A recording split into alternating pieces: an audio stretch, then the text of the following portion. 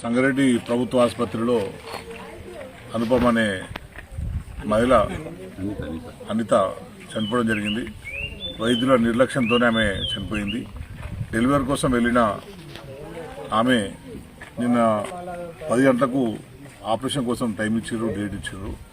అంతలోపలే ఆమె చనిపోయింది. ఇది పూర్తిగా అధికారుల నిర్లక్ష్యం వల్ల జరిగింది. ఎందుకంటే ఆమె అడ్మిట్ అయిన తర్వాత రేపు పొద్దున్న ఆపరేషన్ ఉందని చెప్పి ఆమెకు సమాచారం ఇచ్చారు. కుటుంబ సభ్యులకు కూడా సమాచారం ఇచ్చారు. ఇచ్చిన తర్వాత రాత్రిపూట ఎవరిని కూడా ఆమెతో పాటు ఉండే సహాయకులు ఎవరిని కూడా అక్కడ పండుకొని ఇవ్వలేరు. ఆమెకు తోడుగా వాళ్ళందరినీ బయటికి పంపించి మేము చూసుకుంటామని చెప్పి వాళ్ళందరూ బయటికి పోయిన తర్వాత ఎవరు కూడా సహాయకులు లేకపోవడం వల్ల ఆమె చనిపోయిన విషయం వాళ్ళ అత్త పోయి గ్రహిస్తే తప్పించి డాక్టర్లకు కూడా తెలియని పరిస్థితున్నది. అంటే ఒక హాస్పిటల్లో పేషెంట్ వచ్చిన తర్వాత పేషెంట్ కండిషన్ ఎట్లా ఉంది, గంటకి ఎట్లుంది కండిషన్ అని అబ్జర్వ్ చేయాల్సిన బాధ్యత హాస్పిటల్ ఉన్న వాళ్ళకు ఉంటుంది. మరి ప్రెగ్నెన్సీ ఉన్న వాళ్ళకు పెయిన్స్ వస్తుంటాయి, వాళ్ళు కదలికలో తేడా ఉంటాయి, కొన్ని సందర్భాల్లో మాట్లాడతారు, మాట్లాడలేరు. ఇవన్నీ అబ్జర్వేషన్ హాస్పిటల్లో ఉన్న వాళ్ళ సిబ్బంది పెట్టాల్సిన అవసరం ఉంటుంది. కానీ ఎవరు కూడా ఆ హాస్పిటల్ సిబ్బంది పూర్తి స్థాయిలో నిర్లక్ష్యం ఉన్నట్టు కనిపిస్తుంది. ఈమె మృతికి పూర్తిగా హాస్పిటల్ సిబ్బంది బాధ్యత వహించాలని చెప్పి మేము డిమాండ్ చేస్తూ ఆమె కుటుంబానికి ఈ ప్రభుత్వం నష్టపరిహారం ఇవ్వాలి. ఆమె కుటుంబానికి నష్టపరిహారం ఇవ్వడంతో పాటు ఎవరైతే అలక్ష్యంగా ఉన్నారో, ఎవరైతే నిర్లక్ష్యంగా ఉన్నారో వాళ్ళందరిపై చర్య తీసుకోవాలని చెప్పి మేము ఈ ప్రభుత్వాన్ని డిమాండ్ చేస్తున్నాం. ఎందుకంటే మాకు తెలుస్తున్న సమాచారం ప్రకారం అయితే సంగారెడ్డి ప్రభుత్వ ఆసుపత్రిలో దాదాపు రోజుకు 1-2 కేసులు అది వైద్యుల నిర్లక్ష్యం వల్ల చనిపోతున్నట్టు చెప్తున్నారు. కొందరేమో పాపం ఏం మాట్లాడలేక చనిపోయిన తర్వాత ఏం చేస్తామని చెప్పి వాళ్ళల్లో వాళ్ళు రాజీ తీసుకుపోతున్నారు, ఇంకొందరు తిరుగుబడుతున్నారు. ఇటువంటి పరిస్థితి ప్రభుత్వ ఆసుపత్రిలో ఉన్నది. ఇప్పుడు ప్రభుత్వంలో ఉన్న వాళ్ళు చెప్తున్నారు, మంత్రులందరూ మా తాత మంత్రి, మా అయ్య మంత్రి, మా ఇంత పెద్ద చరిత్ర ఉందని చెప్పుకుంటే మీరు మరి ఏం అనుభవం ఉన్నది మీకు? ఇంత పూర్తి అనుభవం లేదా? మా దామోదర రాజేశ్వర గారు మా జిల్లా మంత్రి, మా నియోజకవర్గం అయినా నాకు అంత అనుభవం ఉన్నది అని చెప్పుకుంటారు. మరి మీ అనుభవాన్ని ఏం చేస్తున్నారు? ఒక హాస్పిటల్ని గాడిలో పెట్టలేరా మీరు? ప్రభుత్వ ఆసుపత్రిలో ప్రభుత్వ వైద్యులు ఎటువంటి సేవ చేస్తున్నారనే విషయాన్ని మీరు మానిటరింగ్ చేయలేకపోతున్నారా? ఒక్క జిల్లాకు సంబంధించిన ప్రభుత్వ ఆసుపత్రిని మీరు సరిగా గాడిలో పెట్టినప్పుడు గాంధీ ఆసుపత్రిలో పరిస్థితి ఎట్లా ఉందో, ఉస్మానియాలో ఎట్లా ఉందో, నిమ్స్లో ఎట్లా ఉందో, రాష్ట్రంలో ఉన్న ఆసుపత్రుల పరిస్థితి ఎట్లా ఉందో ఊహించుకోవచ్చు. మరి ఇంత అధ్వానమైన పరిస్థితిలో ఉంటే పేద ప్రజల ఆరోగ్యానికి ఎవరు భరోసా ఇస్తారు? అందుకే ఇప్పటికైనా ఆసుపత్రుల మీద నిఘా పెట్టుండి నియంత్రణ పెట్టండి.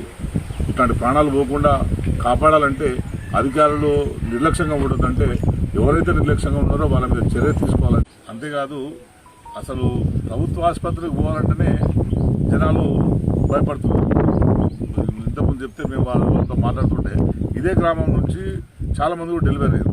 వాళ్ళందరి దగ్గర మోపిల్లాడు పుడితే ఒక రేటు, ఆడపిల్ల పుడితే ఒక రేటు.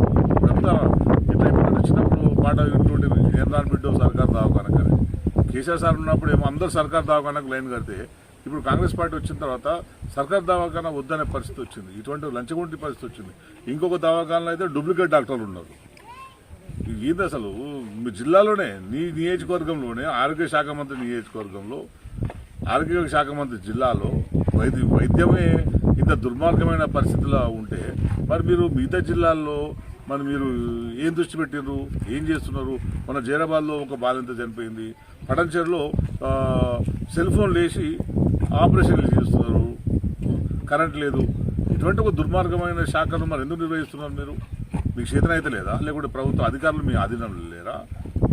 మీరు లేదా కూడా సైలెంట్గా మీరు సపడా కూర్చొని నాకేమున్నది, నాకు మామూలు వస్తే చాలు అని చెప్పి సపడా కూర్చున్నావా? ఇక దృష్టి పెట్టుండి, ప్రజల ఆరోగ్యమే దృష్టి పెట్టుండి, ప్రజల ప్రాణాల మీద దృష్టి పెట్టుండి. నీ ఓటేసి గెలిపించినందుకు కనీసం మీ నియోజకవర్గం మీద దృష్టి పెట్టండి. మీకు ఓటేసారు, గెలిపించారు, మంచి మెజారిటీ ఇచ్చారు, ఇంకో టైం ఉన్నది, మీకు మంచి పేరు తెచ్చుకోండి. ఇట్లాంటి ప్రాణాలు తీసి ఇట్లాంటి ప్రాణాలకు కూడా మంత్రిగా నువ్వే బాధ్యత వహించాల్సి వస్తుంది, మంత్రిగానే బాధ్యత వహించాల్సి వస్తుంది. ఇంతమంది ప్రాణాలకు ఒకటి జరిగిపోయింది, 2 జరిగిపోయింది. వాటన్నిటిని నువ్వు మొదట్లోనే నువ్వు గట్టిగా ఉంటే కనుక ఇంకో ప్రాణం పోయేది కాదు. గతంలో అనేక సంఘటనలు సంగారెడ్డి హాస్పిటల్ జరిగినాయి. అధికారుల నిర్లక్ష్యం వల్ల చనిపోయిన సంఘటన జరిగినాయి. వాళ్ళ మీద ఎవరి మీద యాక్షన్ తీసుకున్నారా? ఎవరి మీద యాక్షన్ తీసుకోలేవు. దానివల్ల ఏం జరుగుతుంది?